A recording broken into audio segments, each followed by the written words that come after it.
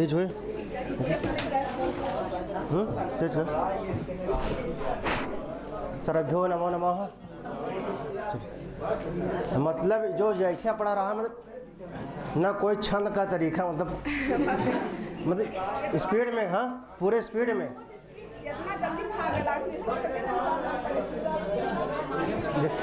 देखिए अब क्या होता है कि स्लो गति में पढ़ा जाता है ना। इंद्रवज्जा का लक्षण क्या है? इंद्रवज्जा का स्यादिन्द्रयद्रा यदि तौ जगौग, स्यादिन्द्रयद्रा यदि तौ जगौग, स्यादिन्द्रयद्रा यदि तौ जगौग। अब पढ़िए। अर्थो हि कन्या परकीय एव तामद संप्रेष परिग्रहीतु, जातो ममायं विशद प्रकामं प्रत्यर्पितन्यास इवांतरात्मा। स्पीड में मैंने पढ़िए ना तो एकदम स्पीड पढ़िए, ना तो एकदम स्लो ना। जानते हैं इस पर कल चल रहा था क्या? प्रगृह क्या चल रहा था हमारा ना? प्रगृह संज्ञा चल रहा था ना। अब उसमें फंस गया था। एक सूत्र आया था हमारा जो है निपात एक अचनांग। क्या था? यही चल रहा था ना, निपात एक अचनांग ना। क्या कहता है निपात एक अचनांग? देखिए निपात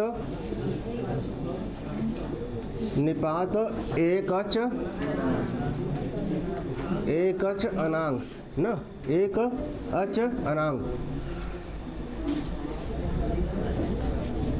निपात एक अच अनांग ना, निपात एक अच अनांग, निपात एक अच अनांग। ठीक। अब क्या करेंगे हम यहाँ पर? कौन संधि होगा यहाँ पे? यहाँ पे कौन संधि कार्य हो रहा है? क्या हो जाएगा यहाँ पे? क में अ, बाद में क्या है? अ प्लस अ बराबर आ। क्या हो जाएगा? एका। क्या हो जाएगा? ठीक, एकाच। बाद में क्या है फिर? अनांग। क्या है? अनांग। फिर यहाँ कोई संधि हो रहा है? क्या हो जाएगा? च का। जस्त में क्या होता है अपने वर्ग का? च वर्ग का तीसरा क्या वर्ण क्या है? तो यहाँ ज हो जाएगा ना। ज आधा रहेगा ना, क्योंकि च आधा है। तो क्या हो जाएगा? एकाज ना, एकाज। फिर क्या है? अनांग। फिर क्या होगा? अचहीनम व्यंजनम। क्या होगा? अचहीनम व्यंजनम। क्या बन जाएगा? एकाज जनांग। ठीक। निपात एकाज अनांग ना, निपात निपात। देखिए एक अच अनांग ना। अनांग का तात्पर्य क्या है यहाँ पे? आंग का आ न, आंग का आ न हो। अगर एक अच, किनका? एक अच का क्या होता है? और निपात हो। एक अच हो कैसा हो? निपात और एक अच हो ना, तो उनकी क्या करते हैं हम? अच्छा, क्या हमारा चला? प्रगृह संज्ञा ना। क्या चला? प्रगृह। ठीक, प्रगृह संज्ञा चल रहा है। जबकि वस्तुतः तो जो है इस संधि में पढ़ना चाहिए था। कहाँ पे? संधि में। आगे संधि में मिलेगा ना। यहाँ पे संज्ञा में सिर्फ इन्होंने दिया है जो है डॉक्टर बाबूराम सक्सेना जी ने सिर्फ इतना दिया है, एदु दे द्विवचनम प्रगृहम। इनका प्रगृह संज्ञा होता है। फिर ये आगे बताएंगे कहाँ जब संधि कार्य करेंगे तो वहाँ भी आएगा ना। तो निपात एक अच अनांग। तो अनांग मानो आंग का जो आंग का आ न हो, तब कहते कहाँ का हो? अब एक आता है जे ईसद अर्थे क्रिया योग्य। क्या आता है? देखिए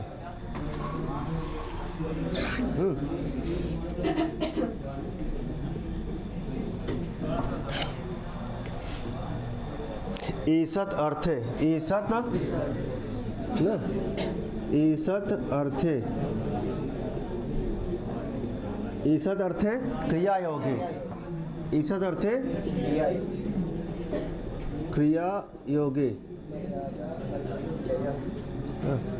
ईसद, हाँ, ईसद अर्थे क्रिया योगे मर्यादा, हाँ,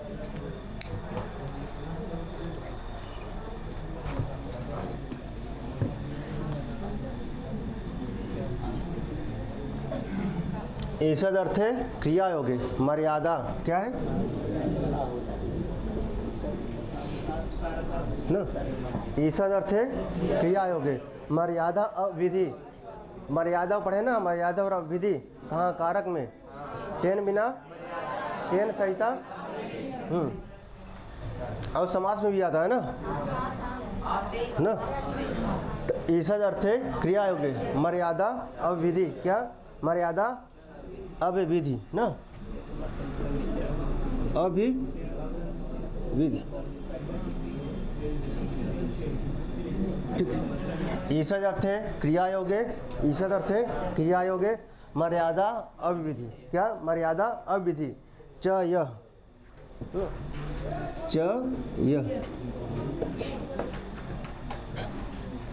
पहले लाइन का हमारा ईसद अर्थे क्रिया योगे दो, मर्यादा और अविधि कितने हो गए, चार, कितने हो गए, चार, कौन ईसद अर्थे क्रिया योगे मर्यादा अविधि च यह न, एतमातम, एतम आतम, एतमातम न, एतमातम, या एतम आतम न, आत्मम, एतमात्मम न, एतमात्मम गीतम विद्यात्, एतमात्मम गीतम विद्यात्, वाक्य स्मरणयो न, वाक्य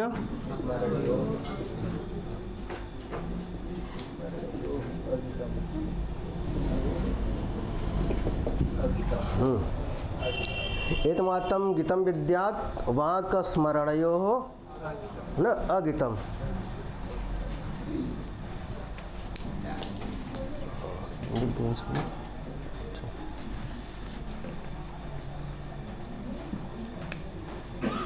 न अगीतम,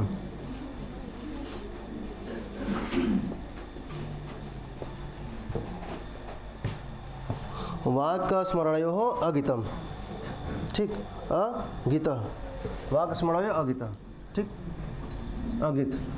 अब देखिए कहते हैं ईसद अर्थ, ईसद माने थोड़ा ना क्रिया के योग में, क्रिया के साथ योग हो, ईसद अर्थ में क्रिया के साथ योग हो, और मर्यादा और अविधि में ना, तेन विदा मर्यादा तेन सहिता अविधि, मर्यादा में अविधि में ना, किसमें ईसद अर्थ में थोड़ा में जहाँ हो, और जहाँ क्रिया के साथ योग हो, योग क्रिया योगे ना, क्रिया के योग में सप्तमी एक वचन ना, मर्यादा और मर्यादा, च माने और, अविधि न, अविधि, एतमातम, एतम आतम गीतम विद्यात्, एतमातम गीतम विद्यात् वाक्य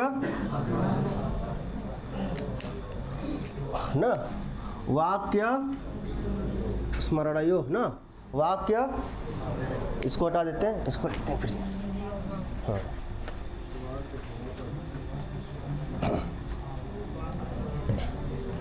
एतमातम गीतम विद्यात्, एतमातम गीतम विद्यात् न, वाक स्मरणयो अगीत न। अब क्या कहते हैं जो है, अर्थात ईसद, ईसद माने अल्प अर्थ में, ठीक, और क्रिया अर्थात क्रिया के साथ योग होने पर, ठीक, मर्यादा अविविधौ, मर्यादा और अविधि में ना, आकार को क्या, जब आकार को गीत मानना चाहिए, आकार को क्या जानेंगे आप, जो हमारा आकार है ना, न आकार, अंग न, अंग क्या है, गीत है ना, गीत है ना, क्या अवस्था है, कथन जो है ईसद अर्थ में, क्रिया के योग में, मर्यादा में और विधि में ना, जो आ है ना, जो आ है इसे क्या माने हम, गीत मानेंगे। क्या मानेंगे हम, गिंत।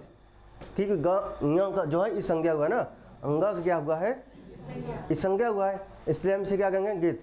किसमें, इस अर्थ में क्रिया योग्य, मर्यादा और विधि में हम जो आंग है ना, इसको क्या मानेंगे हम, आ को गीत ना। क्या मानेंगे, आ को, जो आ होगा उसे हम क्या मानेंगे, गीत। ठीक, किसमें, ईसद अर्थ है क्रिया योग्य, मर्यादा और विधि चाहिए।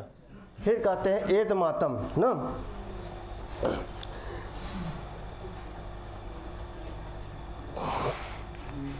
जाए किंतु वाक्य और स्मरण, वाक्य और स्मरण में ना, अब कहीं वाक्य हो या स्मरण कर, कोई शब्द हो वाक्य हो ना, या फिर ऐसा हो स्मरण अर्थ निकले ना, तो वहाँ भी क्या अंगित मानना चाहिए, क्या अगीत ना।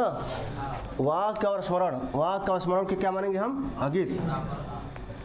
देखिए यही देखिए यहाँ पे उन्होंने कहा का निपात एक अच अनांग, क्या था हमारा, निपात एक अच अनांग, वहाँ पे आ रहा था ना। देखिए देखिए निपात,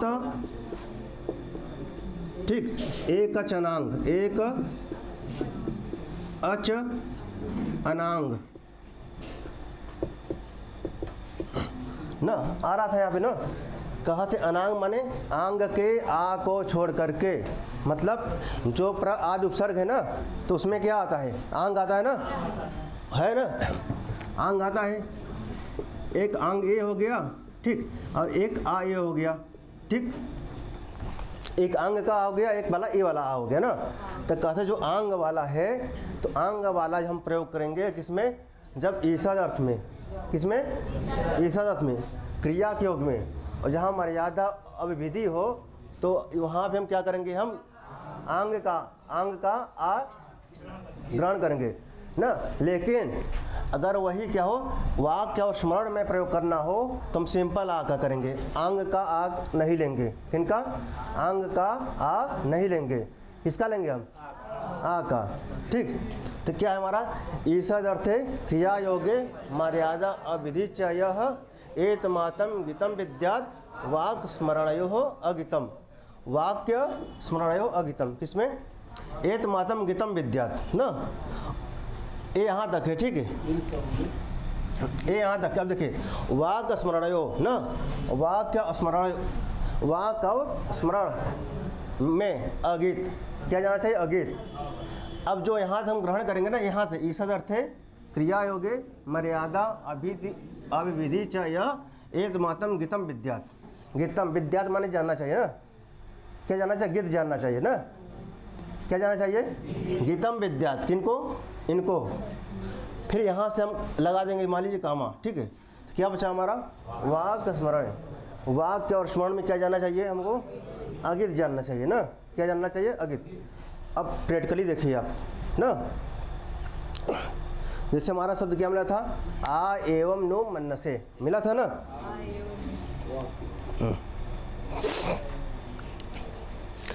आ एवं नो मनसे। देखिए आ एवं नु मनसे, आ एवं नु मन से हम क्या पढ़ रहे थे, निपात एक अच अनांग ना, निपात एक अच अनांग। तो यहाँ पे जो है एक अच आया ना, आ आया नहीं, आ आया है ना यहाँ पे।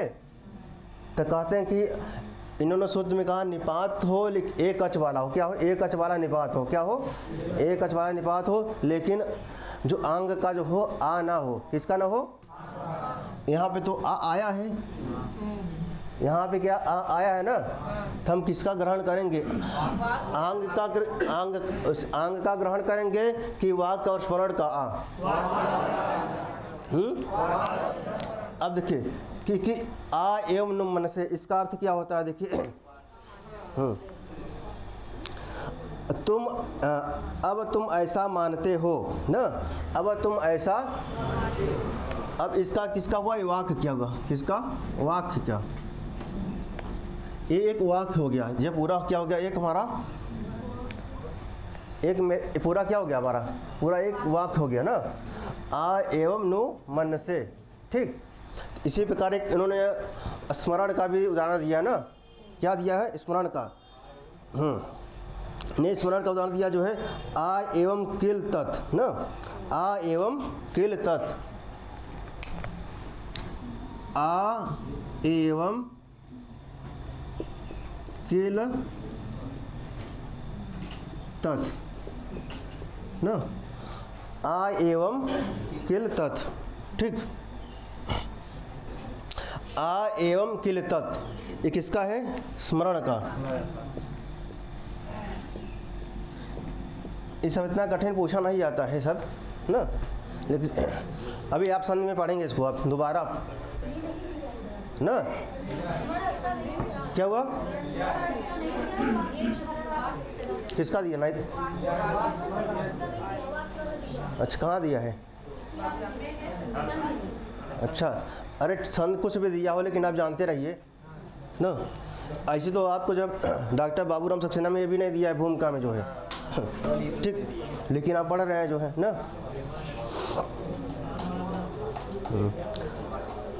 अब इसका क्या हुआ? हाँ ऐसा ही है, हाँ ऐसा ही है ना। इसका अर्थ क्या हुआ? हाँ ऐसा ही है, मतलब स्मरण कर रहा है ना कोई व्यक्ति, हाँ ऐसा ही है।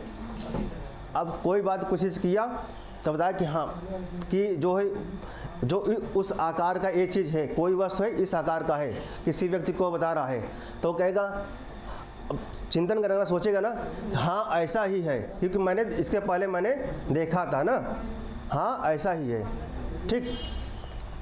तो आ एवं नुम मन से किसका है? वाक्य का है। आ एवं किल तत् किसका है? स्मरण का है ना। तो इस ये आप याद कर ही रहिएगा, क्योंकि आप जब कारक पढ़ेंगे वहाँ भी मिलेगा आपको, ठीक है। जब कारक पढ़ेंगे वहाँ भी मिलेगा आपका। ईसद अर्थ है क्रिया योग्य, हर जगह काम देगा आपको जो है। ईसद अर्थ है क्रिया योग्य, मर्यादा अविधि च एतमातम गीतम विद्यात वाक् स्मरणयो अगितम ना। अब इसमें संधि होगा, अब संधि मैं नहीं किया ना, यहाँ पर संधि हो जाएगा अभी। वाक् स्मरणयो हो, ठीक, यहाँ पे जो है संधि हो जाएगा अभी। तो क्या है? ईसद अर्थ है, ईसद अर्थ है क्रिया योग्य मर्यादा अविधि च यह एतमातम गीतम विद्यात वाक् स्मरणयो हो अगितम, वाक् स्मरणयो हो अगित, क्या? वाक् स्मरणयो हो अगित। ईसद अर्थ है क्रिया योग्य मर्यादा अविधि च यह एतमातम गीतम विद्यात। अब एतमातम गीतम विद्यात, अब आपने जो ऊपर पढ़ा ना, उनको क्या जानेंगे हम? गीत जानेंगे। क्या जानेंगे हम? गीत। किनको? ईसद अर्थ है क्रिया योग्य मर्यादा अविधि न एतमातम गीतम विद्यात, इनको हम क्या जानेंगे? गीत। गीत मतलब आंग का, गीत मतलब आंग का आ जानेंगे। लेकिन वाक्य और स्मरणयो, वाक्य स्मरणयो अगितम विद्यात न, वाक्य स्मरणयो अगित, वाक्य स्मरणयो अगित न। वाक्य और स्मरण में क्या जानना चाहिए हमको? आ अगित जानना चाहिए। तो आ एवं नु मन से न, आ एवं नु मन से, फिर आ एवं किल तत्, ठीक। हाँ, कल प्रश्न था जो है ऐसे हम कर रहे थे, ओ उमेश है ना प्रश्न था ना, ओ उमेश है ना। इनका प्रश्न था कि जो है क्या उसी शब्द के बाद वही आना चाहिए कि जो भिन्न आना चाहिए जो है, उसका भी हो जाएगा ना। इनका प्रश्न था, जैसे मैंने कहा जो है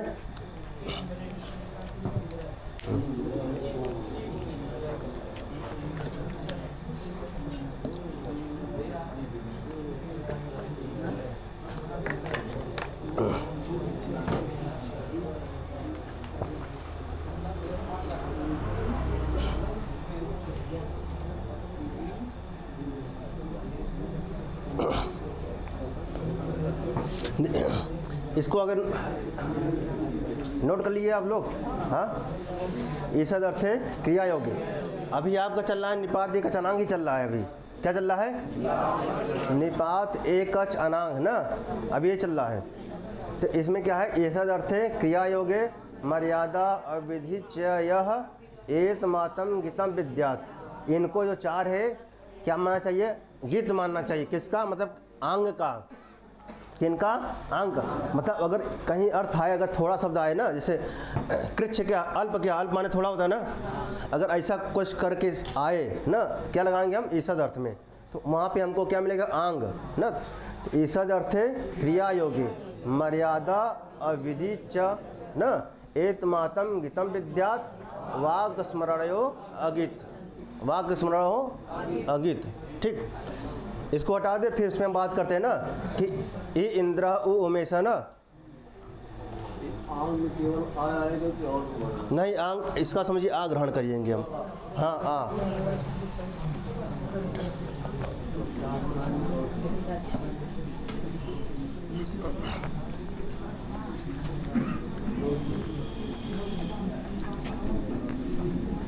घबराइए मत, अगर संधि आप पढ़ लेंगे, संधि पढ़ते पढ़ते आपको सब कंठस्थ हो जाएगा पूरा।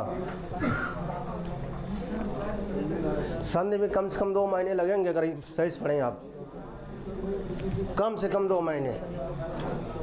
लेकिन हाँ 2 महीने में आपका पूरा जो डाउट सब क्लियर हो जाएगा।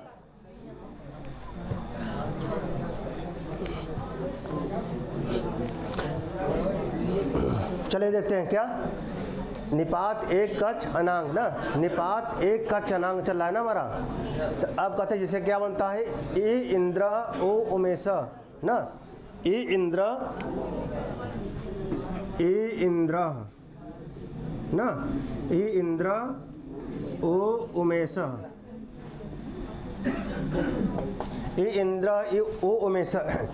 अब इनका कहने का तात्पर्य था क्या यहाँ पर ई है, बाद में क्या इससे भिन्न आ सकता है, क्या वहाँ पर भी हो जाएगा ना? यही प्रश्न था ना कि इनसे भिन्न अगर आए तो क्या हो जाएगा इसका प्रगृह संज्ञा निपात एक अचानांक से, तो नहीं हो पाएगा। क्यों नहीं हो पाएगा? कारण दिया हुआ है आगे जो है एक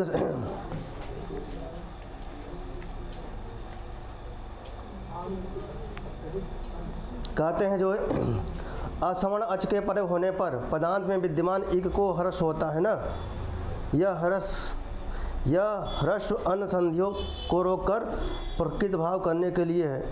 छोड़ी, मतलब आप समझ लीजिए कि यहाँ पे जो है नहीं होगा, आप इतना भी जानते रहिए, जब संधि में पढ़ेंगे फिर बताऊंगा ना। अगर इससे भिन्न आई जो, हाँ बाद में क्रिया हो तो, हाँ बाद में कोई क्रिया हो तो, नहीं अभी इतना, यानी कि इससे अगर भिन्न हो तो नहीं हो पाएगा। अगला सूत्र है, इसको सूत्र है ना हमारा, करता जो है एको असवर्ण साकल्य सरस्वच्छ है ना, एक सूत्र इधर आता है, मिलता है आपको जो है। ठीक,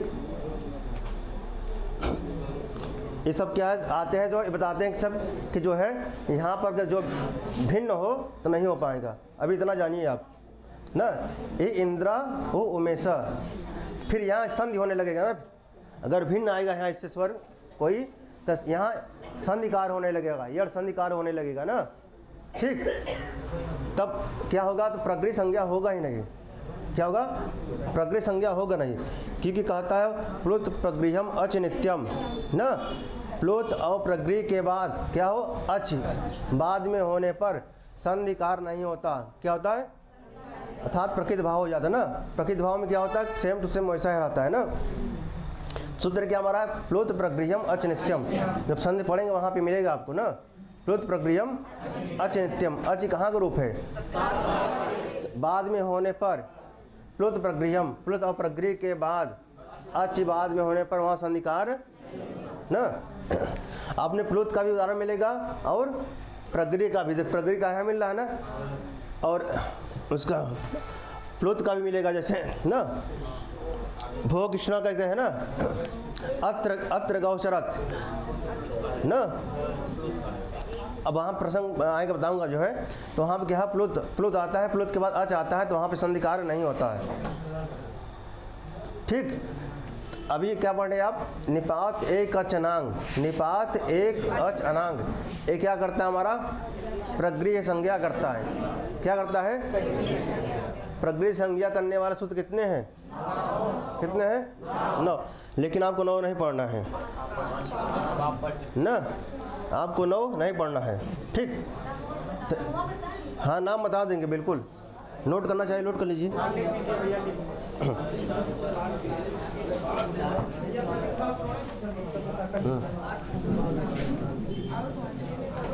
चले नाम बता देते हैं।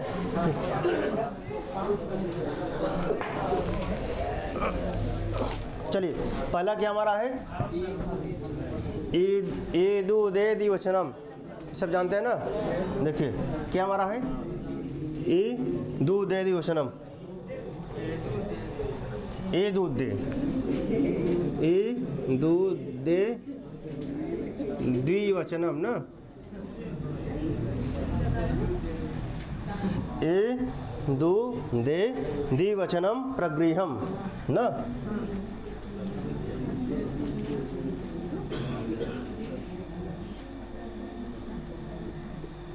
ईदु दे द्विवचनम प्रगृहम। फिर अदसो माद, दूसरा क्या है, अदसो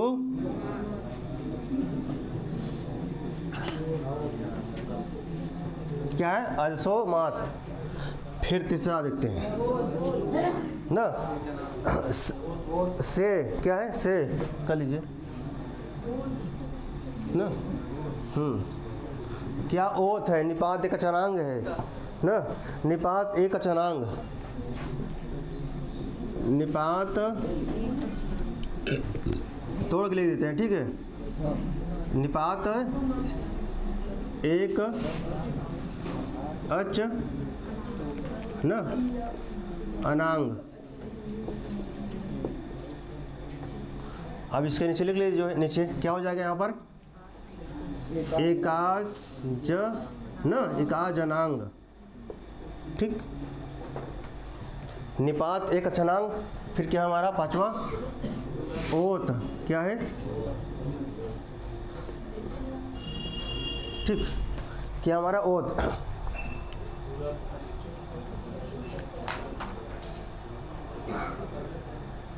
संबुद्धव साकल्यस्य एतावनार्थे,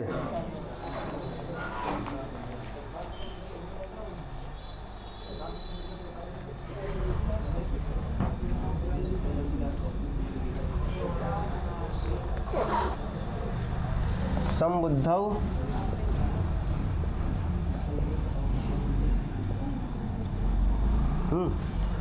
संबुद्धव साकल्यस्य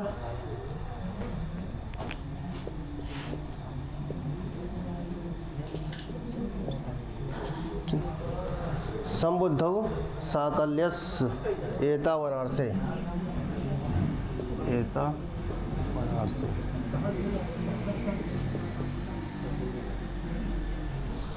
संबुद्धौ साकल्यस्य एतावनार्थे न, एतावनार्थे, एतावनार्थे, ठीक। फिर हमारा ऊई सातवां,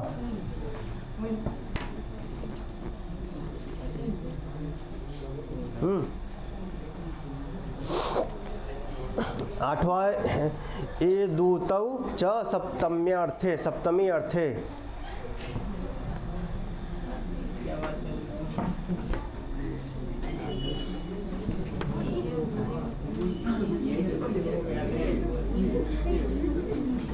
एग्जाम में आपको पूछेगा ना, ये जानते रहिए, ठीक है।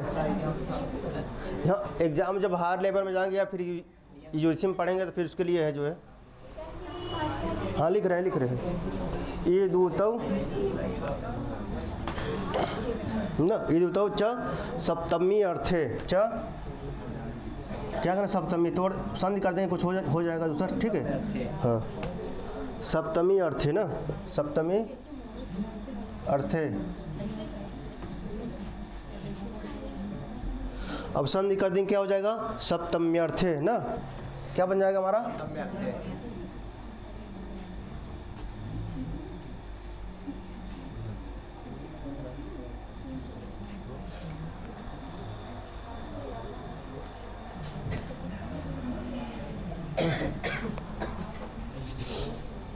एक आ रहा हो पूछा ना, 9, ठीक।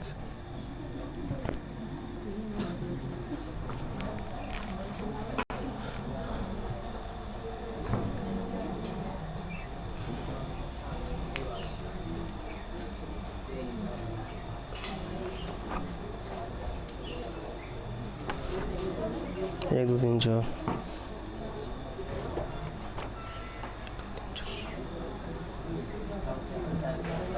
2 3 4 5 6 7।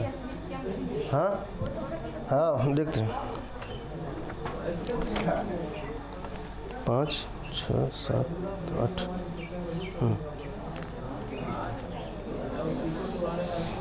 ये कौन सूत्र है हमारा? कितने हो गए हमारा? 8 हो गए ना। अब ये कौन छूट रहा है हमारा? अच्छा, वो रिक्त का प्रकृत भाव करता है, ये प्रकृत भाव करता है सब ना।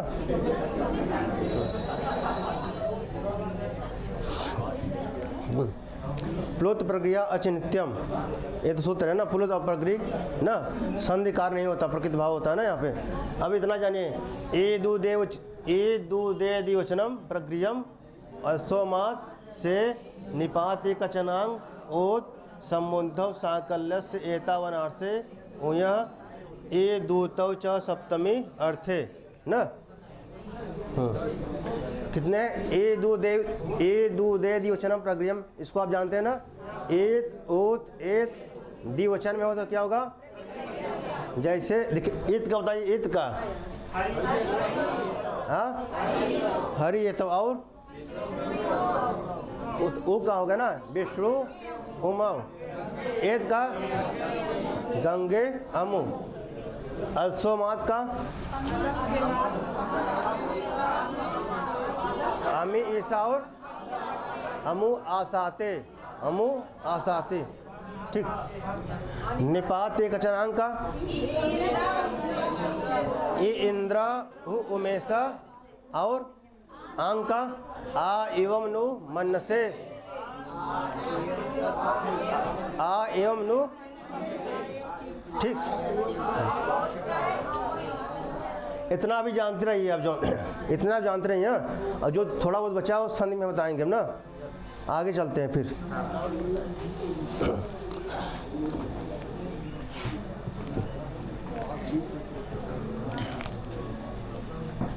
देखो एक कौन सूत्र है? अच्छा चलो। हाँ वो ध्यान नहीं आ रहा।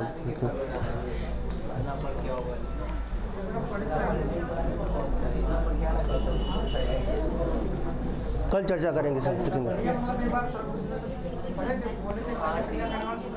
अच्छा हाँ देख लेंगे, बताएंगे। कल इसको हम देख के बताएंगे ना फिर। ठीक।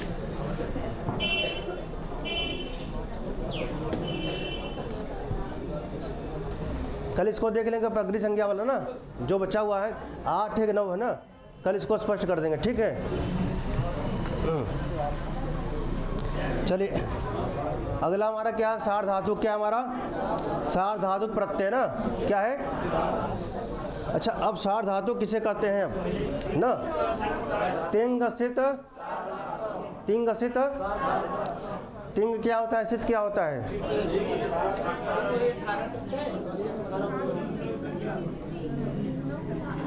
तिंग क्या होता है और सित? तिंग मतलब जो 18 है ना, कौन कौन से हैं? ते पतस सी से पथस्थ में पवस्मस त अथाम झ था सथाम दम इट वही मही। क्या है? 18 ना। ये क्या है? तिंग। सिद्ध का तात्पर्य क्या है यहाँ पे? हाँ, जहाँ स के क्या हो, इस संज्ञा हुआ हो ना, उसे क्या कहते हैं हम? सिद्ध ना। जहाँ तिंग हो, जहाँ सिद्ध हो, तो उनकी कौन संज्ञा होती है? सार्वधातुक ना। क्या होती है? देखिए सार्व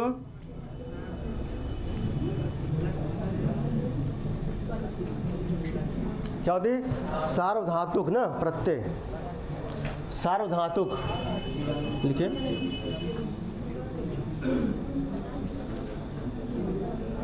अब देखिए इन्होंने क्या लिखा है, डॉक्टर बाबूराम सक्सेना जी ने लिखा है कि सार्वधातुक प्रत्यय जो तिंग सित ना, तिंग सित सार्वधातुकम, अर्थात धातुओं के आगे जुड़ने वाले प्रत्ययों में तिंग प्रत्यय एवं वे प्रत्यय जिनमें स इस संज्ञक हो जाता है ना। इसमें कौन सा सा है? काला बसा ना। जैसे उन्होंने लिखा सप, क्या लिखा है सप, सत्री ना, क्या है सप। और क्या है ना, प का स का लसक ना, अदिति, क्या बचा हमारा। जब हम बनाते हैं भवत तो वहाँ पे सब विकरण आता है ना, सब विकरण भवाद गढ़ का है ना। अब देखिए सत्री ना, क्या हमारा सत्री है, सत्री। अब इसमें स का और इसमें जो है बचा हुआ है री का, री है ना, री, इसका किससे करेंगे, उपदेश से। उपदेश से अजन्मासिक क्या कर रहा है, ऐसा कोई व्यक्ति है जिनको समझ में ना आ रहा हो, ऐसा कोई है कि उपदेश से अजन्मासिक क्या कर रहा है कि जो री है उसका इस संज्ञा कैसे होगा। मैंने प्रारंभ में बताया था ना, उपदेश अवस्था में ना, उपदेश अवस्था अच जो हो उपदेश अवस्था में और कैसा हो, अनुनासिक हो, तो उनका हम क्या करेंगे। अगर इसको हम तोड़ेंगे, देखिए ऐसे बनेगा कुछ ऐसे, स अ, फिर क्या होगा देखिए त होगा हलंत, री लगाएंगे कुछ ऐसे होगा ना, ऐसे होगा ना। तो हम इसका जो है री का किससे करेंगे, हम लसक को किससे करेंगे, उपदेश है। उपदेश अवस्था में जो अच है ना और नासिक हो, क्या करेंगे उसका और इसके सा का लसक को। अब क्या बचा हमारा, क्या बचा, अत ना। सत्र में क्या बचता है हमारा, सब काटने पीटने के बाद अत, क्या बचता है अत ना। तो कहते हैं सार धातु किसे कहते हैं, तिंग सित सार धातुकम। जहाँ तिंग मतलब तिपतझी इत्यादि का ना जो 18 हैं उनकी कहीं संज्ञा हुआ हो या तो जो है स इस संज्ञक हो ना, ऐसा कोई शब्द बना हुआ है जहाँ पे जो है तिंग था, तिंग प्रत्यय लगा है कह सकते हैं, और जहाँ पे सिद्ध मतलब स इत हो ना, तो उनकी क्या होती है सार। इनको छोड़कर जितने सब हैं क्या होंगे, आर धात, क्या होंगे। इन्होंने फिर अगला लिखा जो है जो शेष, देखिए आगे लिखते हैं आर धातु प्रत्यय, आर धातुकम शेष लिखा है डॉक्टर बाबूराम सक्सेना जी। देखिए 19 नंबर में देखिए लिखा है आर धातुक प्रत्यय, आर धातुकम शेष, धातुओं से जुड़ने वाले शेष अर्थात सार धातु के अतिरिक्त प्रत्यय आर धातुक कहे जाते हैं। मतलब जो तिंग है और क्या है सित, क्या होता है साधा, इनके अलावा इनको छोड़ करके ना क्या होता है।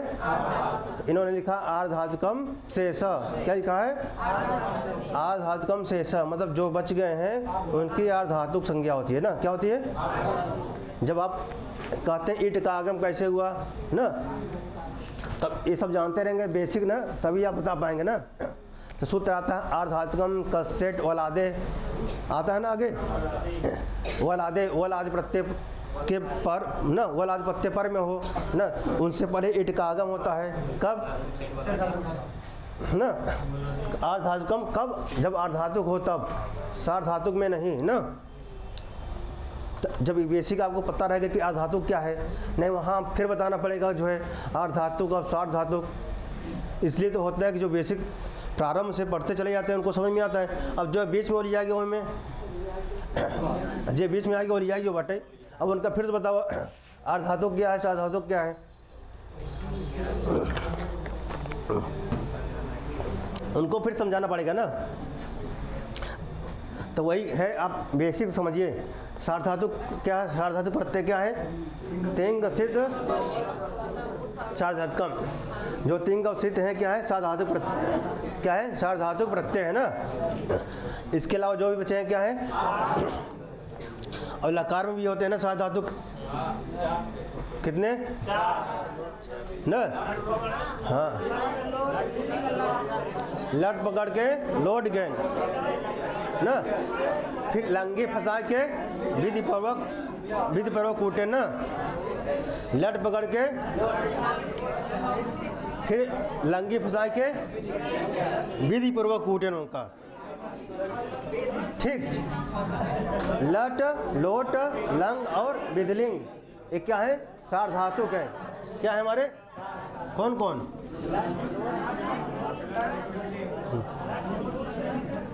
लट लोट लंग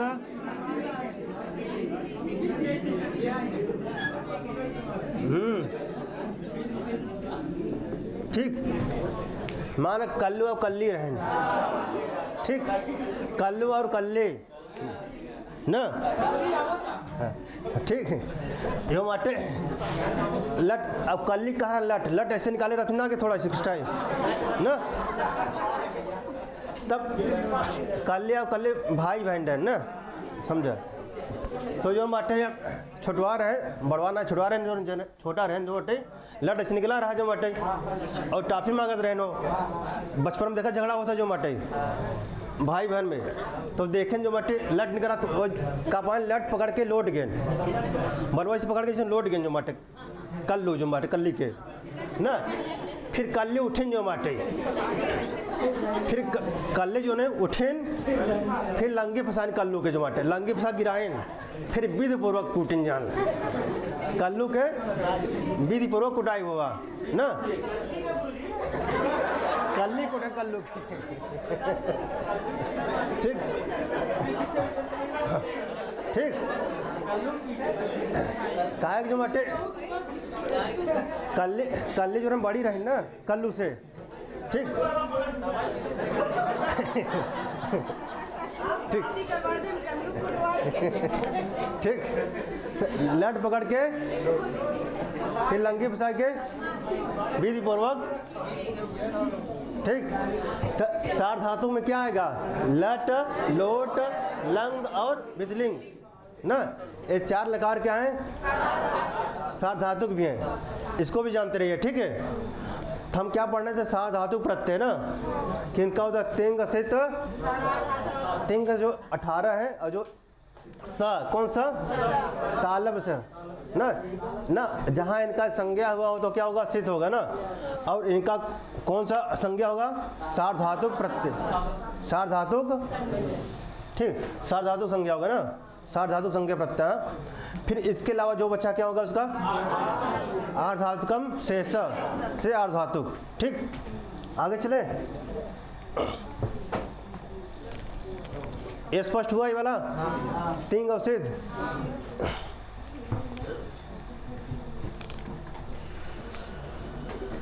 जब ये आपको पता रहेगा ना, तब जब प्रत्यय पढ़ेंगे तब आपको आनंद आएगा कि सार्वधातु क्या है, धातु क्या, इट कैसे आगम हो रहा है जो है।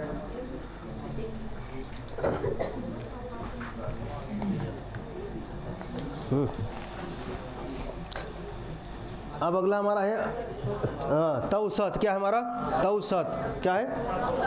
तौसत ना, तौ संज्ञा चल रहा है ना, तौसत। हम क्या पढ़ रहे हैं? संज्ञा। तौसत, तौसत से किसका? सत से मतलब, सत से मतलब सत्रि और सानच। क्या होगा? सत्रि और ना, सत्र प्रत्यय और सानच प्रत्यय का ना कौन संज्ञा होता है? तौ सत ना, सत संज्ञा ना। तौ सत, सत्य और सानच दोनों का नाम क्या है? सत है। क्या है? सत। क्या है? सत। ठीक, तो अब कहेंगे तौ, तौ सत से ना सत संज्ञा होता है किनका? किनका होता है? सत सानच का कौन संज्ञा होता है? हाँ, सूत्र क्या है? तौ सत। अच्छा, सत संज्ञा किनका होता है? सत दिया हो सानच का। अब सत दिया हो सानच आ गया। ठीक है, एग्जाम में ऐसे पूछा जाएगा, सत संज्ञा होता है, सत संज्ञा होता है, सत सानच का, अक्तवालेप का ना, सत सानच का, अक्तवालेप का, ता तवद का ना, ठीक है, फिर देगा जो है एकाधिक नहीं, उपर्युक्त में से कोई नहीं। तो क्या करेंगे आप? सत्र सानच का क्या होगा? तौ सद क्या होगा? सद संज्ञा किसका होगा? निष्ठा संज्ञा किसका होगा? निष्ठा संज्ञा किसका होगा? ता तवत की निष्ठा संज्ञा। और सत संज्ञा किसका होगा? अच्छा, ता तवत जो प्रत्यय है किस काल का? आप जानते रहे। और सत्य सानच का वर्तमान, सत्य सानच का किसमें जानते रहे? इसका सत्य और सानच का वर्तमान काल में, किसमें? ठीक, तवत का जो है भूतकाल में और सत सानच का वर्तमान काल में। अब ये भी जान लीजिए किससे लगता है? आत्मनेपद इसको कौन लगता है? परस्मैपद इसको कौन लगता है ना? देखिए ये हमारा क्या है? सत्र है। क्या है हमारा? सत्र है ना। अब इसको ऐसे घुमा दीजिए, क्या हो जाएगा हमारा? शत्रु किससे लगते हैं? पर से ना। पर माने दूसरे से ना। जो शत्रु होते हैं किससे लगते हैं? पर से। और दूसरे से, अपने से थोड़ी ना लगेंगे। तो क्या हो जाएगा इसमें? परस्मय पद। क्या हो जाएगा? परस्मय पद ना। जो शत्रु प्रत्यय किससे लगेगा हमारा ना? परस्मय पद से। अब क्या बचा? सानच किससे लगेगा? आत्मनेपद से।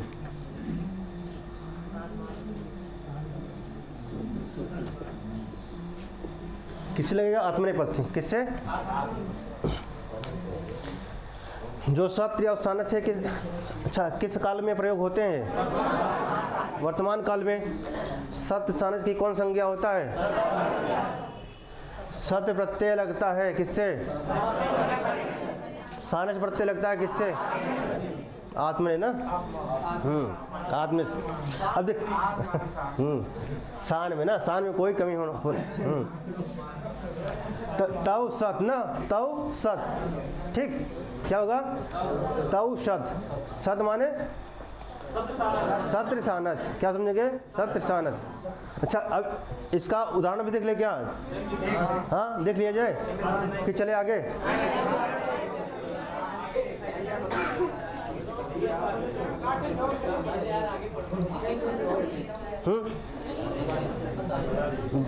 उदाहरण। ठीक, अब देखिए सत्य वर्तमान कालिक का प्रयोग होता है ना। हम जैसे कहते हैं गच्छन ना, पठन। क्या है? गम धातु है, क्या लगाएंगे? सत्य प्रत्यय लगाएंगे। क्या लगाएंगे हम? सत्र में क्या बचता है? अभी मैंने बताया इसके पहले क्या बचता है? अत बचता है ना। क्या बचता है? अत। अत आता है। ठीक, गम को क्या आदेश होता है? गच्छ। गम को क्या आदेश होता है?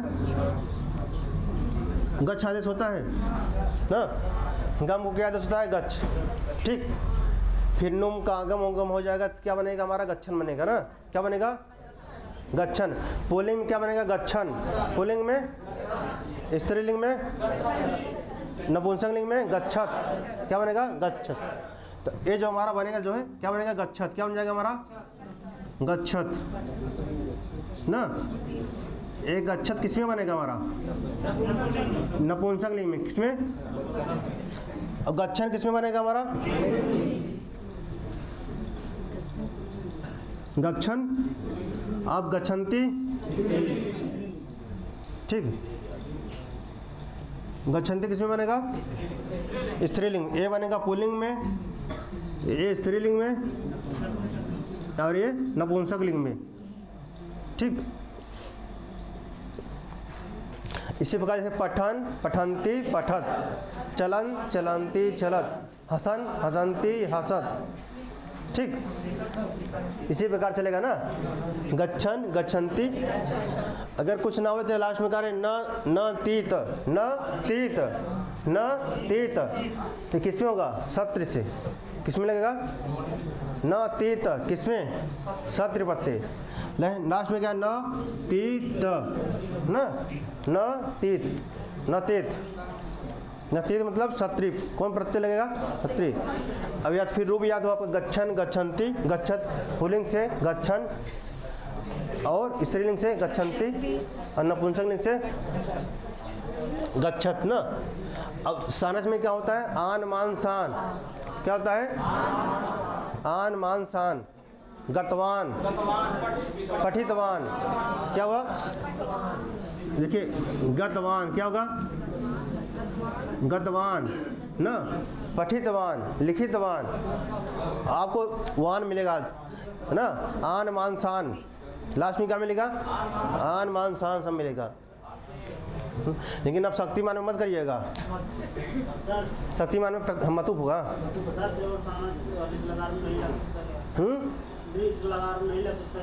किसमें? लीट लकार में।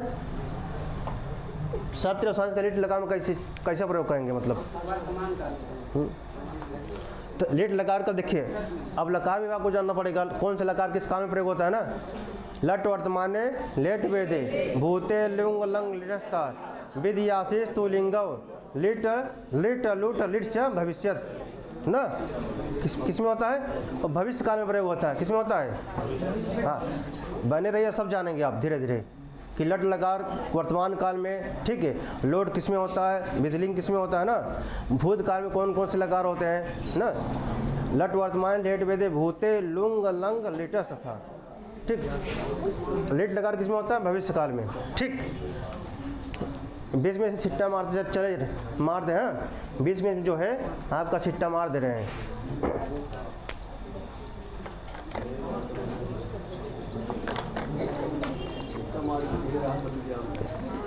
न तो प्रत्यय तो रखा है वैसा दशानच का भाई, कम से कम 10 उदाहरण है इसके अभी कि प्रत्यय चलेंगे। इसी बात करने के आगे चले ना, नहीं बीच में प्रत्यय चला आएगा अभी जो है। चलिए हाँ,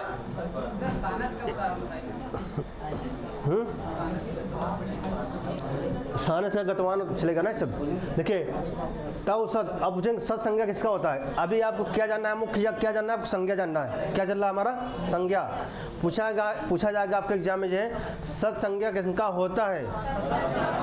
क्षत्रिय और सानस का। क्षत्रिय और सानस का क्या होता है? कौन संज्ञा? तव सत संज्ञा, ठीक। किस काल में प्रयोग होता है? वर्तमान काल में, ठीक। इतना जानिए। सत्य प्रत्यय किससे लगता है? सानस किससे लगता है?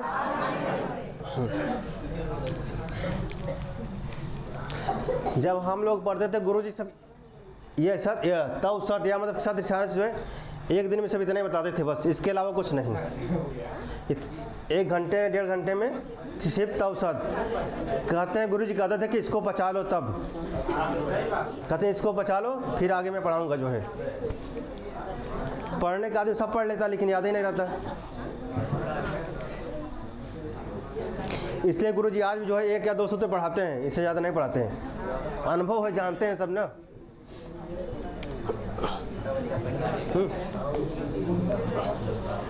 देखिए फिर क्या हमारा अनुनासिक, क्या है हमारा? अनुनासिक। अनुनासिक संज्ञा किनका होगा ना? मुख नासिका वचनो अनुनासिका, मुख नासिका वचनो अनुनासिका ना। कहते हैं जिन वर्णों का ना, कहते हैं जिन वर्णों का उच्चारण, जिन वर्णों का उच्चारण मुख और नासिका किससे? मुख से और नासिका दोनों से होता है, उन्हें क्या कहते हैं? अनुनासिक। और एक आता है अननुनासिक। अननुनासिक किसे कहते हैं?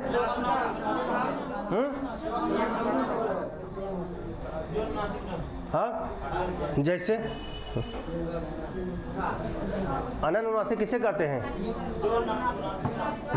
जैसे हाँ हाँ हाँ हाँ हाँ हाँ हाँ 3 ठो है, या है वह है या वाला। हाँ ठीक, मतलब ठीक है। मुख नासिका वचनों जिनका उच्चारण मुख से और नासिका से दोनों, उन्हें क्या कहते हैं? अनुनासिक कहते हैं। क्या कहते हैं हम? आपसे एग्जाम में पूछा जाएगा अनुनासिक संज्ञा होता है या अनुनासिक संज्ञा का सूत्र है मुख नासिका वचनो अनुनासिका। देखिए अनुनासिक संज्ञा होता है किनका? देखिए अब अनुनासिक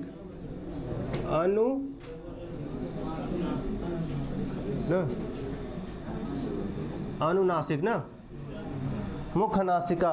क्या? मुख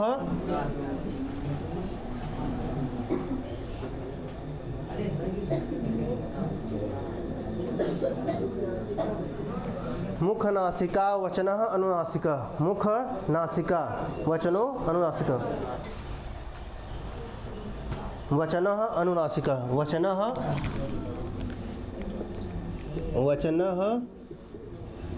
अनुनासिका। अनुनासिका।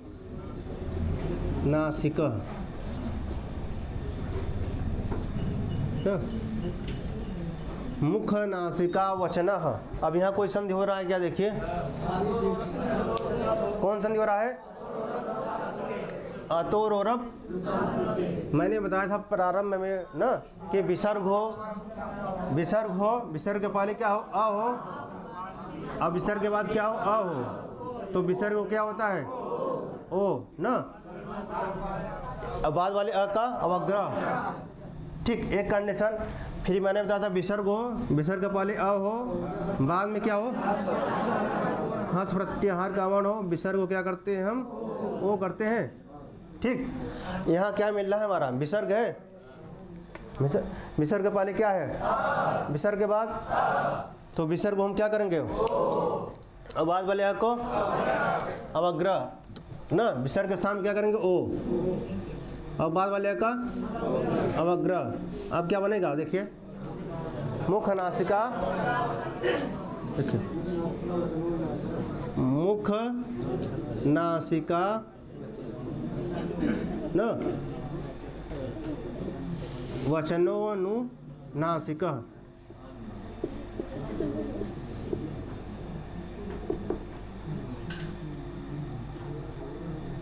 न मुख नासिका वचनः अनुनासिका है ना। मुख और नासिका का जिन वर्णों का उच्चारण मुख और नासिका से हो उन्हें हम क्या कहते हैं? अनुनासिक। उनकी कौन संज्ञा होती है? अनुनासिक। जैसे मंगल न क्या है? मंगल नम। इनकी कौन संज्ञा होती है? जिन वर्णों का फिर ए लिखते हैं जो उन्हें अनुनासिक कहा जाता है। जैसे अ, आ, ए, ल इत्यादि यह अनुनासिक चिन्ह के द्वारा प्रकट किया जाता है। वर्गों के पंचमाक्षर, वर्गों के ङ, ञ, न, अम की अनुनासिक वर्ण है ना, क्योंकि इनमें भी नासिका की सहायता ली जाती है। देखिए अब बोलेंगे जैसे ना, अब केवल नासिका से थोड़ी ना बोल पाएंगे, नाक से ना। अब मुंह बंद करिए, बोलिए नाक से, अब निकलेगा नहीं। अब देखिए ना मुंह और नाक दोनों से निकल रहा है ना। तब जो पंचमाक्षर कौन से? पंचमाक्षर ना, अपने वर्ग के पंचमाक्षर न ये क्या होते हैं? अनुनासिक वर्ण है। क्या है? अनुनासिक वर्ण है। ठीक, तो मुख और नासिका वचनों। अब कुछ भी लगा देंगे, जैसे हम लगा देंगे जो है यहाँ पे लगा दिए हम, क्या हो जाएगा? अच्छा, आप जानिए अनुस्वार और अनुनासिक में अंतर है। ठीक, अनुस्वार का चिन्ह ऐसे होता है ना, अनुनासिक ये होता है ना। अनुस्वार क्या होता है? ये भ्रम हो जाता है जो है कभी कभी जो है कि ये अनुनासिक है कि अनुस्वार है ना। तो देखिए एक क्या हमारा ऊपर वाला क्या है? ये अनुस्वार है। क्या है हमारा? ये अनुस्वार है। और क्या है हमारा? ये अनुनासिक है। अनुनासिक। ठीक, जैसे हम लगा दे क्या आम में लगाए, क्या अनुनासिक हुआ ना। अगर ये आम में ऊपर हम लगा दे क्या हो जाएगा? ये क्या हो जाएगा? अनुस्वार। और ये क्या हमारा? इसलिए आगे पढ़ेंगे उपदेशे लिखा ना उसमें पहले वाले में, उपदेशे अजनुनासिक। ना, लिखा ना, तो क्या हो जाएगा अनुनासिक। और देखिए ये क्या होगा हमारा अनुनासिक होगा और ये क्या होगा हमारा अनुस्वार ना। तो हाँ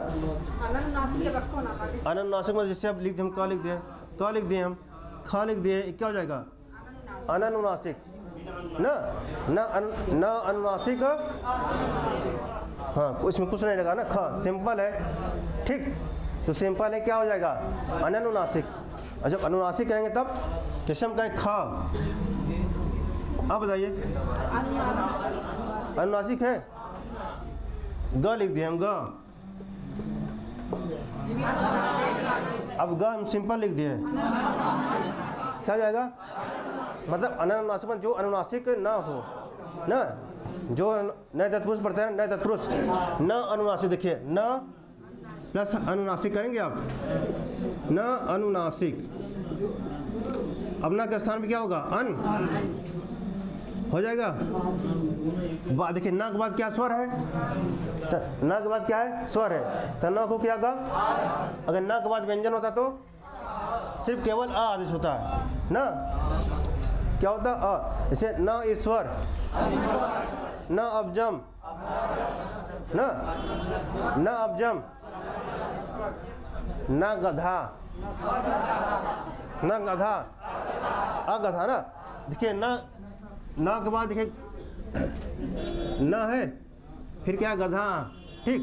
न के बाद क्या है स्वर है कि व्यंजन, तो न को क्या होगा अ, क्या होगा अ, तो क्या हो जाएगा अगधा। अगर ये मैंने कहा कि न के बाद क्या है स्वर, न के बाद क्या है न को क्या होगा, तो क्या हो जाएगा, तो क्या हो जाएगा अननुनासिक, ठीक। क्या हो जाएगा अननुनासिक, न अनुनासिक थी अननुनासिक, ठीक।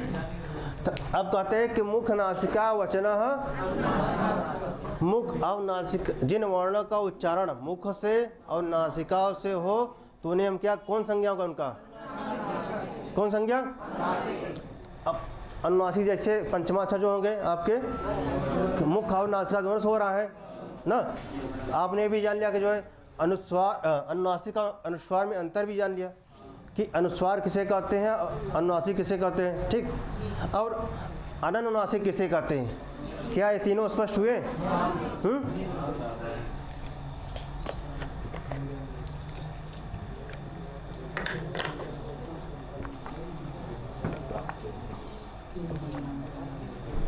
आगे चले।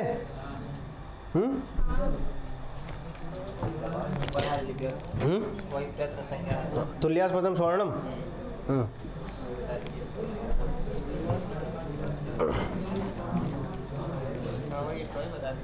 अच्छा इसमें किसी को डाउट है भैया, मुख नासिका वचन नासिका, किसी को इधर डाउट है? इधर धर्मवीर डाउट है? खड़ा हो जब धर्म। अनुनासिक संज्ञा किसका होता है? हाँ हाँ हाँ जैसे अनुस्वार किसे कहते हैं? हाँ बिंदु अनुस्वार जो बिंदु लगा हुआ थे, ठीक है। और एक खड़ा रहा भाई, अननुनासिक किसे कहते हैं? हाँ जैसे हाँ सिंपल कुछ ना लगा हुआ, ठीक। हाँ इधर किसी को दिक्कत समस्या है? सबको समझ में आ गया कि सबको दिक्कत ही है भाई? हाँ हाँ बेटी खड़ी है तो वहीं तो पूछे थे। अब चलो तो अनुनासिक संज्ञा किसका होता है? हाँ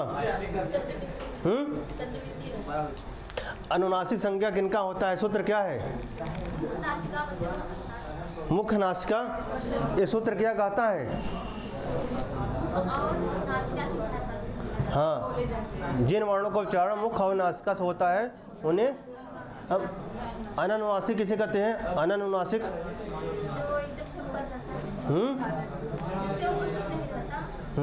और अनुस्वार, अनुस्वार किसे कहते हैं? हाँ ठीक। ठीक। ऐसे ही बीच बीच में पूछब हम।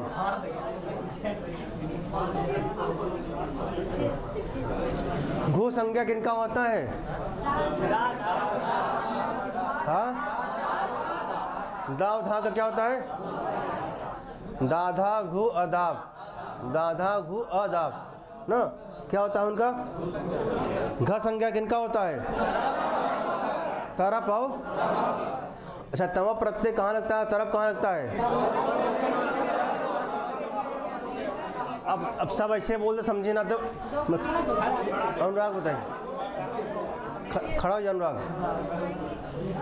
हाँ, तरफ और तम प्रत्यय में अंतर बताओ कहाँ लगता है? जैसे प्रियतम और, अच्छा प्रियतम और प्रियतर। प्रियतम में क्या है? तमप। अच्छा, प्रियतर में? अच्छा,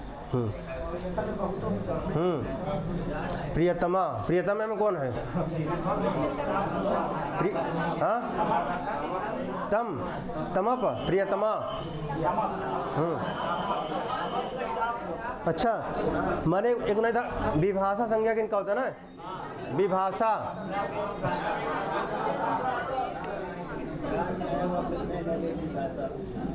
विभाषा, विभाषा माने क्या होता है पहले बताइए?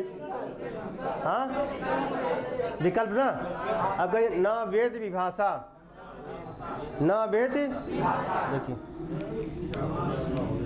न वेति विभाषा ना, क्या ये है ना? न वेति विभाषा।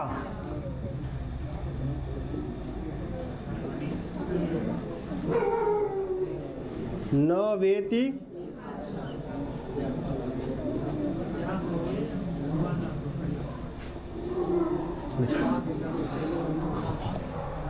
आप कहते हैं न वेद विभाषा।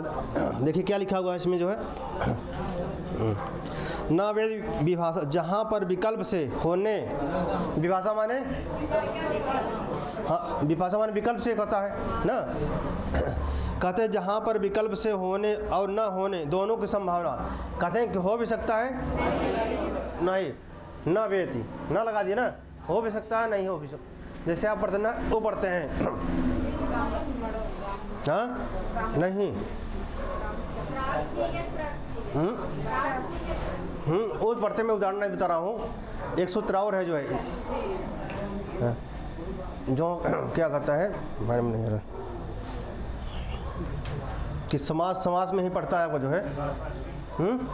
चलिए भाई याद, हाँ याद आ जाएगा, मैं बताऊंगा अभी देखिए, न वेद विभाषा कहते हैं कि हो भी सकता है, नहीं भी हो सकता है ना। न विभाषा माने क्या होता है पहले जानिए। और कहीं भी अगर विभाषा आगे क्या कर समझेंगे आप? वाह माने, वाह ईद, देखिए यह संधि हुआ है ना, देखिए वाह और प्लस ईद करेंगे ना, वाह प्लस ईद करेंगे, आ प्लस ई बराबर, आ प्लस ई बराबर ए हो जाएगा ना। क्या हो जाएगा? ए बन गया हमारा, तो क्या बन गया है? बे बना नहीं मेरा, वे। बाद में क्या है? ती है, ती जोड़ दिए इसे, वे ती ना। वाह माने क्या होता है? वाह माने भी होता है अथवा, वाह माने अथवा ना, या विभाषा माने कथन हो भी सकता है और नहीं भी हो सकता है, कहने का कंडीशन है ना। दोनों बनेगा, विष्णुवित बनेगा, हाँ दोनों। विष्णुवित क्या होगा? प्रगृह संज्ञा भी होगा ना, संबुद्धव साकल लिखता ना, हाँ संबुद्धव साकल लेता वन से, तो बनेगा दोनों होगा। आगे क्या होगा? संधि होगा ना। अगर प्रगृह संज्ञा हो जाएगा फिर संधिकार नहीं होगा, आगे से इधर संधि कर सकते हैं और इधर कि साकल ऋषि के मत में ना, साकल ऋषि के मत में कर सकते हैं, ठीक है, विकल्प से, ठीक। तो एक अदर न वेति विभाषा, पूछेंगे विभाषा संज्ञा होता है किनका? आप कहेंगे न वेति विभाषा संज्ञा होता है किनका? न वेति। अगर आपसे पूछा जाएगा, यही पूछा जाएगा, विभाषा संज्ञा होता है न वेति, आपको यही बताना होगा, न वेति किम, न वेति किम विभाषा।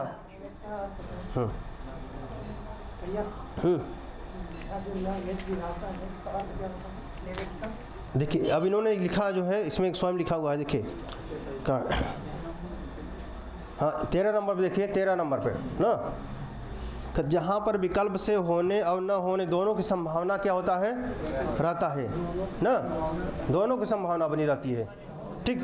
वहाँ पर क्या होता है, विभाषा संज्ञा होता है। क्या होता है, आपसे सिर्फ इतना एग्जाम पूछा गया कि विभाषा संज्ञा होता है किनका, किनका होता है, न वेति, बस आपको यही बताना, न वेति विभाषा, ठीक। बस करें,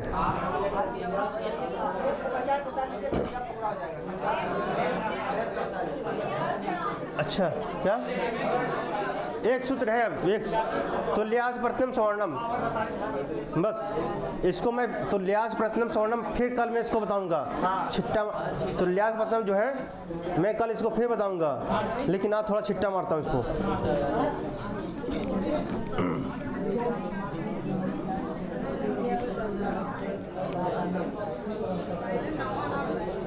तुल्यास प्रयत्नम स्वर्णम,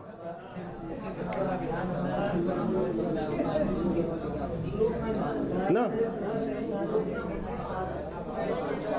देखिए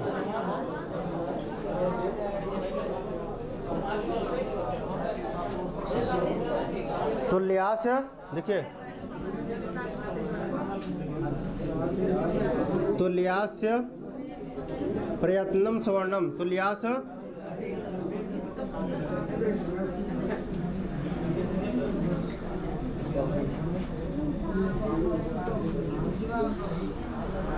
तुल्यास प्रयत्नम स्वर्णम ना, तुल्यास प्रयत्नम स्वर्णम। अभी क्या कहता है देखिए, तुल्य आस्य क्या होगा,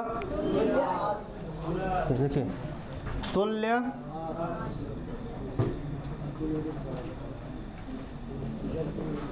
तुल्य आस्य, फिर क्या है प्रयत्नम ना, तुल्य आस्य माल प्रयत्नम, ठीक है। तुल्य आस्य प्रयत्नम, पहले आप जाने प्रयत्न क्या होता है, प्रयत्न माने यत् आभ्यंतर या, हाँ प्रयत्न हम कहेंगे यत्न या प्रयत्न, क्या कहते हैं यत्न या प्रयत्न, ठीक। तो प्रयत्न होते हैं आभ्यंतर वाय होते हैं ना, लेकिन यहाँ हम ग्रहण करेंगे आभ्यंतर का, किनका किनका ग्रहण करेंगे, आभ्यंतर, आभ्यंतर ना। कभी कभी जो है एग्जाम में आता कि हटा देते हैं, पूछा जाता शुद्ध है अभ्यंतर आभ्यंतर ना, एग्जाम में पूछा कि हिंदी की कोई एग्जाम था पूछा गया था, तो शुद्ध क्या है आभ्यंतर, क्या है हमारा, पर आभ्यंतर प्रश्न कौन कौन से हैं, स्पृष्ट, देखिए स्पृष्ट, ईषद स्पृष्ट,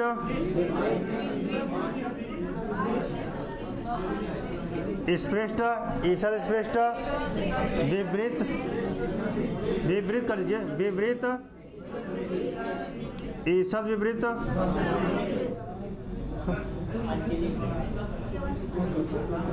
और क्या है संवृत, क्या है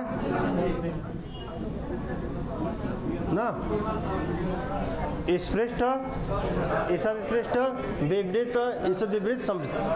क्रम कुछ और है लेकिन जो है याद करने में क्या आसान होता है ना ये वाला, हाँ आसान कर मतलब कि याद करने में ये आसान है ना, स्पृष्ट, ईषद स्पृष्ट, विवृत, ईषद विवृत, क्योंकि स्पृष्ट यहाँ पे लगा है स्पृष्ट, अगला था ईषद लगा दिए, फिर वह स्पृष्ट, विवृत, फिर ईषद लगा दिए, ईषद विवृत, और क्या है संवृत। अच्छा स्पृष्ट में कौन कौन से वर्ण आते हैं, काद्योमावसाना, काद्योमावसाना, को चो टो तो पो ना, को चो टो तो पो, अर्थात जो है स्पर्श व्यंजन कितने हैं, कितने हैं, यहाँ हम कहते हैं स्पर्श व्यंजन, क्या स्पर्श व्यंजन ना, स्पर्श व्यंजन अर्थात को चो टो तो पो ना, क्या को चो टो तो या फिर कादियो माँ वसाना ना, कादियो माँ वसाना, तो को चो टो तो पो ना, अर्थात 25 है। तो स्पर्श भी आता ना, स्पर्श व्यंजन कितने हैं? ठीक। अब ईसद स्पृष्ट किसमें ना, ईसद माने क्या होता है ना, ईसद माने थोड़ा। यहाँ पहले क्या था? स्पृष्ट। चलिए बात करते हैं। ईसद माने थोड़ा, स्पृष्ट अर्थात जो थोड़ा टच करे ना। हाँ, तो ईसद स्पृष्ट में क्या था? अंतस्थ ना, अंतस्थ व्यंजन है या व र ल। कौन कौन से हैं? या व र, ये क्या हमारे? हाँ, या व र ल क्या है? अंतस्थ है। ठीक है। ईसद स्पृष्ट क्या है? या व र ल। ये या व र ल क्या? अंतस्थ भी है। क्या हमारा है? यहाँ से प्रश्न बनते हैं, यहाँ से प्रश्न बनते हैं जो है स्पृष्ट क्या है, ईसद स्पृष्ट क्या है ना। विवृत क्या है? स्वराणाम विवृत्य, स्वराणाम, हाँ विवृत स्वराणाम ना, विवृत स्वराणाम, स्वराणाम। स्वर कितने हैं? शोध संख्या कहाँ से कहाँ तक? 1 से 4, 1 से 4 ना। तो जितने भी हैं, जितने भी स्वर हैं ना, स्वराणाम विवृत ना, स्वर मतलब अच्छा जितने हैं वो किसके अंतर्गत आएंगे? विवृत के अंतर्गत आएंगे। किसके अंतर्गत? विवृत के अंतर्गत आएंगे। ठीक। फिर कहते हैं ईसद विवृत, ईसद ऊष्म व्यंजन। क्या? ऊष्म व्यंजन ना, ऊष्म, जितने भी ऊष्म व्यंजन है किसमें आएंगे? कौन कौन से हैं? श, ह, श, ह ना, श, ह, श, ह, ये किस में आएंगे? ऊष्म व्यंजन में ना। कौन आएगा? ईसद। अच्छा पूछा जाएगा ईसद विपरीत में आता है अंतस्थ व्यंजन, ऊष्म व्यंजन, स्पर्श व्यंजन ना, कि जो है अ क्या? ऊष्म व्यंजन ना, किस में आता है? ईसद। और समृद्ध में क्या आता है? देखिए समृद्ध में अ आता है ना। अब देखिए ना, अब देखिए व्याकरण विवृत क्या करेंगे? अब देखिए ये आ गया ना, अब इसमें 2 भाग है ना, व्याकरण। देखिए व्याकरण लिखेंगे हम, क्या लिखेंगे? व्याकरण लिखे, व्याकरण लिखे। अब व्याकरण क्या लिखेंगे? विवृत। क्या लिखेंगे हम? विवृत लिखेंगे, विवृत ना, व्याकरण में विवृत। देखिए व्याकरण में वह है, विवृत में क्या है पहले? तो यहाँ क्या आ जाएगा? अ ना, प्रक्रिया जिसे बोलते हैं ना, व्याकरण मतलब प्रक्रिया, समझे। व्याकरण में क्या हुआ है? और विवृत में भी क्या है? उच्चारण में क्या होगा? समृद्ध ही होगा। उच्चारण में क्या होगा? जब उच्चारण करेंगे हम क्या बनेगा? समृद्ध ना। उच्चारण में, उच्चारण का दृश्य जो हैगा अ किस में होगा? समृद्ध में। या प्रक्रिया पूछे ना, या व्याकरण पूछे कि जो अ व्याकरण या प्रक्रिया में होता है, विपरीत होता है, समृद्ध होता है, कि ईसद विपरीत होता है, कि ईसद स्पृष्ट होता है, क्या होता है? देखिए व्याकरण में क्या लिखा हुआ? लिखा है पहले। विपरीत में क्या लिखा हुआ है? वह है। तो वह से मिल गया, वह तो वह से व्याकरण, वह से विपरीत क्या होगा? अ। व्याकरण के दृष्टि से या प्रक्रिया के दृष्टि से जो है, जो अ होगा क्या होगा? विवृत होगा। लेकिन जब उच्चारण के दृष्टि से करेंगे तो क्या होगा? यही अ क्या होगा? समृद्ध होगा ना। इसी में संदेह हो जाता कि विवृत कौन है? अ विवृत है कि समृद्ध है ना। लेकिन जब हम व्याकरण या प्रक्रिया देना, ठीक, तो व्याकरण, व्य से व्याकरण, व से विवृत। अ है, अगर व्याकरण के दृष्टि से अ जो है विवृत होगा, जबकि उच्चारण की दृष्टि से क्या होगा? समृद्ध होगा। हाँ, तो स्पृष्ट में क्या आता है? स्पर्श व्यंजन अर्थात कादियोमावसाना अर्थात को चोट तोपु। ठीक, ईषद स्पृष्ट में क्या आता है? अंतस्थ व्यंजन अर्थात य व र ल। फिर आता हमारा विवृत, विवृत स्वराणाम अर्थात जितने भी स्वर हैं ना, 9 स्वर हैं, क्या आते हैं इसमें? विवृत में आते हैं। ईषद विवृत उसमें व्यंजन अर्थात स ख स ह ना, किसमें आते हैं? ईषद। और समृद्ध में जो है 2 भाग, समृद्ध के 2, समृद्ध में अ आता है, क्या आता है? अ। लेकिन उच्चारण के दृष्टि से क्या होगा? समृद्ध। और व्याकरण की दृष्टि से व से व्याकरण, व से। आज इतना जो है काफ़ी है ना। ठीक है, धन्यवाद।